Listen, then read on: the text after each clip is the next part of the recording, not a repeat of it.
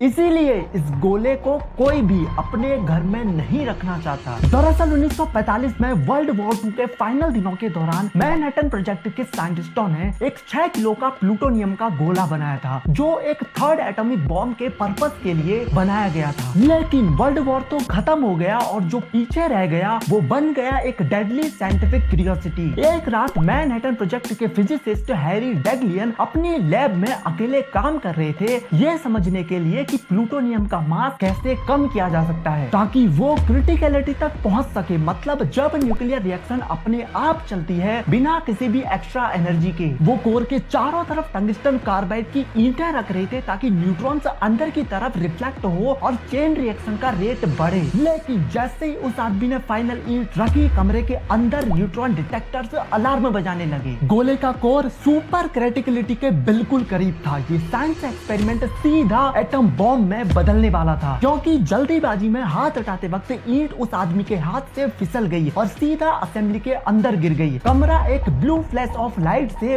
भर गया। जब खतरनाक रेडिएशन ने उसके आसपास की हवा को जहरीला कर दिया, तब रिएक्शन रोकने के लिए इस आदमी ने रिएक्टर की साइड वॉल का एक हिस्सा अलग कर दिया और इस प्रोसेस में उसे बहुत ज्यादा मात्रा में रेडिएशन की डोज मिली, लगभग 5.1 सीवर्ट्स सिर्फ उसके हाथों पर। उसके हाथों पर तुरंत फोड़े पड़ गए और उल्टी आने की फीलिंग पूरी बॉडी में फैल गई। ये थे रेडिएशन सिकनेस के सबसे पहले सिम्टम्स। उसे तुरंत लोकल हॉस्पिटल ले जाया गया, जहां उसने 25 दिनों तक फाइट की। उसकी बॉडी के फंक्शंस धीरे धीरे कोलैप्स होते गए, क्योंकि रेडिएशन से डैमेज बहुत ज्यादा हुआ था और वो बन गया क्रिटिकलिटी इंसिडेंट का पहला विक्टिम। लेकिन मौत का ये खेल यहीं पे खत्म नहीं हुआ, क्योंकि 9 महीने बाद फिजिसिस्ट ल्यू स्लॉटिन एक बेरिलियम डोम का यूज कर रहा था ताकि न्यूट्रॉन्स को वापस कोर के अंदर रिफ्लेक्ट किया जा सके और कोर सुपर क्रिटिकल ना हो जैसा पहले हुआ था। लेकिन उसकी लैब सेफ्टी के लगभग हर रूल के खिलाफ थी। उसने डोम को सिर्फ एक स्क्रू ड्राइवर की हेल्प से अटकाया हुआ था और तुम अंदाजा लगा सकते हो ये कहानी कहां जा रही है। इस पर्टिकुलर एक्सपेरिमेंट के दौरान स्क्रू ड्राइवर स्लिप हो गया और डोम गिर गया। लैब एक बार फिर ब्लू फ्लैश ऑफ लाइट से